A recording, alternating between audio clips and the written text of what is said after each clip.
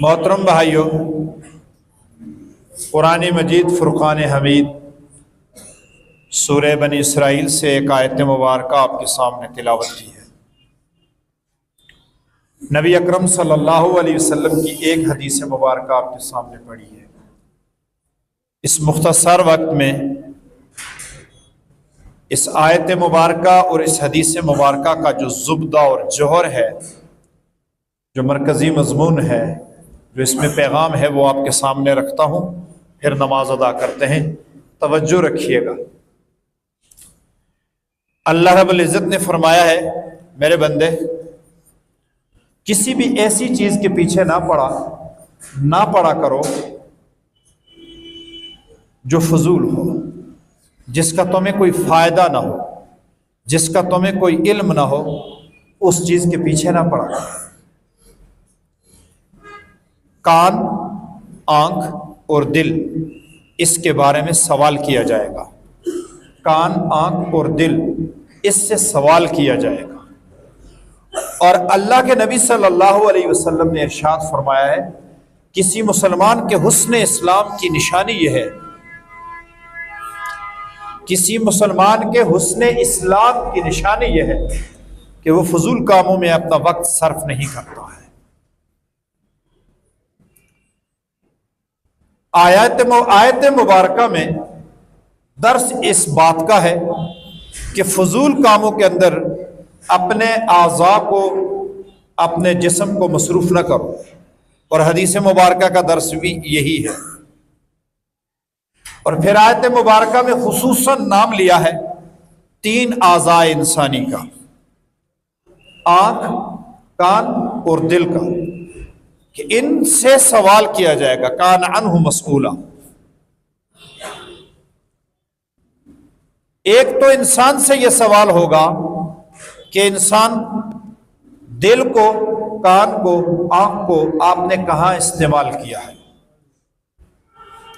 اور ایک خود ان اعضاء سے سوال ہوگا، اور یہ اعضاء یہ گواہی دیں گے، یہ شہادت دیں گے کہ ہمارے اوپر اس انسان کا اختیار تھا، اس نے ہمیں صحیح استعمال کیا ہے یا اس نے ہمیں غلط استعمال کیا ہے۔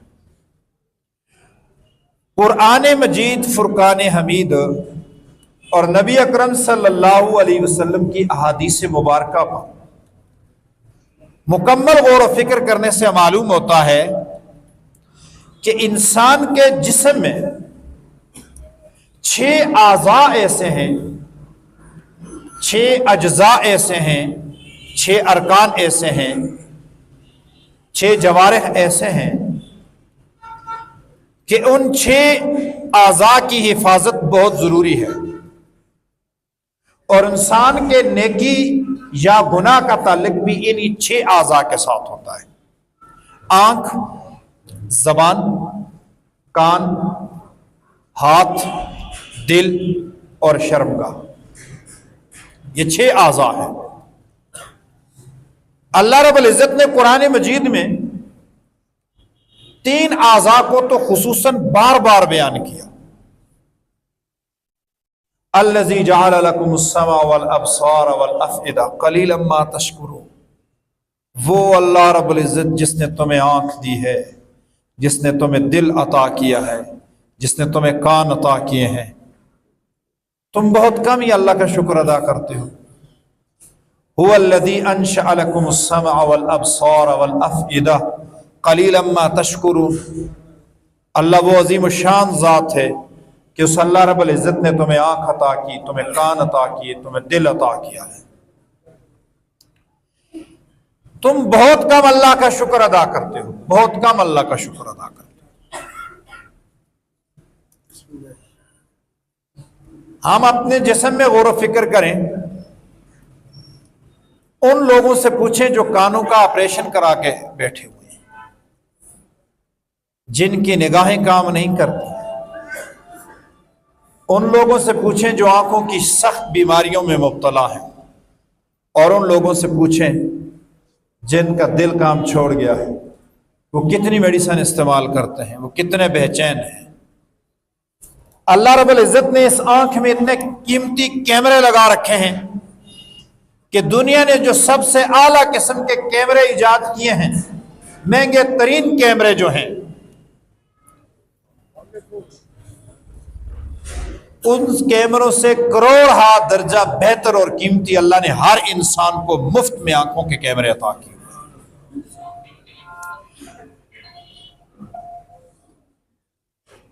تمام بھائی ذرا اپنے اپنے موبائل نکال کے بند کر لیں، اور بزرگوں کو نہیں آتا تو پاس کوئی لے کے بند کرا دیں، کیونکہ ہم سارے ہی اگر بولیں گے کہ موبائل بند کرو تو پھر ساری آوازیں یہی ہوں گی۔ توجہ تھوڑا میری طرف رکھیں۔ ہم اس لیول کا، اس درجے کا شکر ادا تو نہیں کر سکتے، ایک اجتماعی ذکر کر رہے ہیں اللہ کی مہربانیوں کا، اللہ کی رحمتوں کا ایک اجتماعی ذکر ہو رہا ہے کہ ہمارا رب ہمارے اوپر کتنا مہربان ہے۔ لَقَدْ خَلَقْنَا الْإِنسَانَ فِي أَحْسَنِ تَقْوِيمٍ۔ اور اللہ رب العزت نے ہمیں یہ حکم دیا ہے کہ یہ جو اعضاء ہیں جسم کے، ان اعضاء سے تمام جائز اور حلال کام کرو، تمام حرام کاموں سے رک جاؤ۔ جتنے بھی جائز اور حلال کام ہیں وہ پہلے تو اللہ کا حکم ہے کہ یہ استعمال کر سکتے ہو، بعد میں ہم دیکھیں تو انسانیت کا فائدہ ہے تمام حلال کاموں میں، اور جتنے بھی حرام کام ہیں ان سے رک جانا پہلے تو اللہ کا حکم ہے، اور پھر انسانیت کا فائدہ اسی میں ہے کہ انسان ایسے کاموں سے رک جائے۔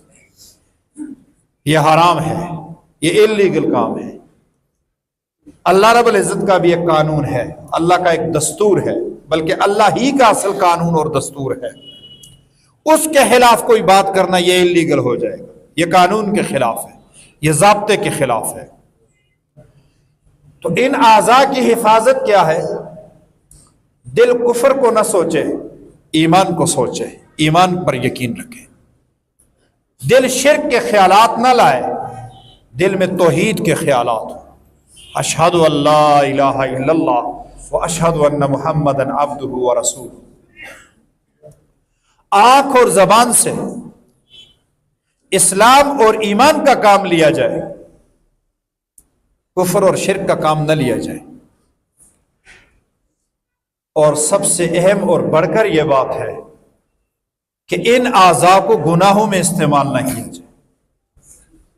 سیدنا علی رضی اللہ تعالیٰ عنہ سے نبی علیہ الصلوۃ والسلام نے فرمایا سوال کے جواب میں، یا رسول اللہ، کبھی کبھار غیر محرموں پہ نظر پڑ جاتی ہے تو ہم گنہگار ہو جاتے ہیں؟ فرمایا نہیں، پہلی نگاہ پڑنے پہ نہیں، دوسری نہ ڈالا کرو، دوسری ڈالو گے تو یہ گناہ ہوگا۔ اب مفہوم یہ بن گیا کہ پہلی نگاہ تو معاف ہے، دوسری معاف نہیں۔ اب اس مفہوم کو سمجھنا ہے، اس میں بہت بڑا قانون ہے۔ اگر پہلی نگاہ ہی شرارت کی پڑی ہے غیر محرم پہ، مرد کی عورت پہ یا عورت کی مرد پہ، یہ پہلی نگاہ بھی گناہ ہے، شرارت کی پڑی ہے۔ اور اگر دوسری نگاہ بھی شرارت کی نہیں پڑی ہے، غیر محرم مرد یا عورت سے اختلاط ہوا ہے، گفتگو کی ضرورت پڑی ہے، لیکن نگاہ شرافت کی پڑی ہے، شرارت کی نہیں پڑی ہے۔ اب کون سی نگاہ شرافت کی اور شرارت کی ہے یہ کوئی نہ جج بتا سکتا ہے، نہ مفتی، نہ قاضی، یہ انسان کا اپنا دل بتاتا ہے کہ یہ کون سی نگاہ میں ڈال رہا ہوں۔ عورت کو تو اللہ رب العزت نے خاص احساس عطا کیا ہے کہ اگر غیر محرم عورت پر مرد گندی نگاہ ڈالے تو اس کا دماغ بلنک کرتا ہے اس بات کو۔ اللہ نے اس کو قدرتی ایک نیچرل ریڈار دیا ہے کہ اس مرد کی نگاہ اچھی ہے یا بری ہے۔ مرد اپنے دل سے فیصلہ کرے گا کہ میں نگاہ اچھی ڈال رہا ہوں یا بری۔ تو معلوم ہوا کہ پہلی نگاہ بھی اگر شرارت کی پڑی ہے تو وہ بھی گناہ ہے، اسی کو بد نظری کہتے ہیں۔ نگاہوں کی حفاظت کرنی ہے۔ اللہ رب العزت نے خصوصاً مومن مردوں کو الگ اور مومن عورتوں کو الگ حکم دیا ہے کہ اپنی نگاہوں کی حفاظت کرتی ہیں، اور نگاہوں کی حفاظت یہ کہ نگاہ شرارت کی نہ پڑے۔ مومن اپنی نگاہوں کو نیچی رکھیں، مرد بھی اور عورت بھی۔ کان ہے بھائی، کان کی حفاظت کرنی ہے۔ شرکیہ کلمات سننا، کفریہ باتیں سننا، لغو و لعب سننا، برے اشعار سننا، گانے سننا، فحاشی اور بے حیائی کی باتیں سننا، غیبت سننا، یہ سب چیزیں کانوں کی بیماری ہے۔ اور ہمیں لطف ہی اس وقت آتا ہے، مزہ ہی آتا ہے کہ ہماری محفلیں غیبت سے گرم جوشی کریں۔ اور اسی طرح زبان سے کفر کا کلمہ، شرک کا کلمہ، ناشکری کا کلمہ، بے حیائی کا کلمہ، برائی کا کلمہ، کسی کو نقصان تکلیف دینے کا کلمہ۔ اللہ کے نبی صلی اللہ علیہ وسلم نے ان اعضاء میں ہاتھوں کا خصوصاً ذکر کیا۔ المسلم من سلم المسلمون من لسانہ و یدہ، مسلمان تو وہ ہے جس کے ہاتھ سے دوسرے مسلمان ایذا رسانی اور تکلیف سے محفوظ رہے۔ اور پھر آپ صلی اللہ علیہ وسلم نے فرمایا مجھے دو چیزوں کی ضمانت دو، تمہیں جنت کی گارنٹی میں دیتا ہوں۔ مفہوم کا ترجمہ لے کے بات کرتا ہوں۔ نبی علیہ الصلوۃ والسلام نے بہت محتاط الفاظ استعمال فرمائے۔ اردو کا دامن تانگ ہونے کی وجہ سے حدیث کا بلفظ ہی ترجمہ نہیں کرتا ہوں، مفہوم کا ترجمہ لیتا ہوں۔ دو چیزوں کی ضمانت دو، ایک زبان کی اور دوسری شرمگاہ کی۔ دو چیزوں کو تم محفوظ رکھو، ان کا غلط استعمال نہ کرو، جنت کی ضمانت لے لو۔ آج پوری دنیا کے اندر جرائم یہی چل رہے ہیں، جو بڑے بڑے جرائم چل رہے ہیں، حتیٰ کہ قتل و غارت کے پیچھے بھی یہی ہے، یا زبان ہے یا شرمگاہ ہے، بے راہ روی ہے۔ زبان غلط استعمال ہو رہی ہے، شرمگاہ کا ناجائز استعمال ہے، اس کے پیچھے پھر جرم کے کاروبار موجود ہیں۔ اس کے پیچھے اپنے اپنے دل کا محاسبہ کریں نا ہم۔ آج تو ٹیکنالوجی نے ان گناہوں کو ہمارے بالکل جیب میں لا کے ڈال رکھا ہے، انگلی کی ایک کلک کے اوپر سارے گناہ موجود ہیں۔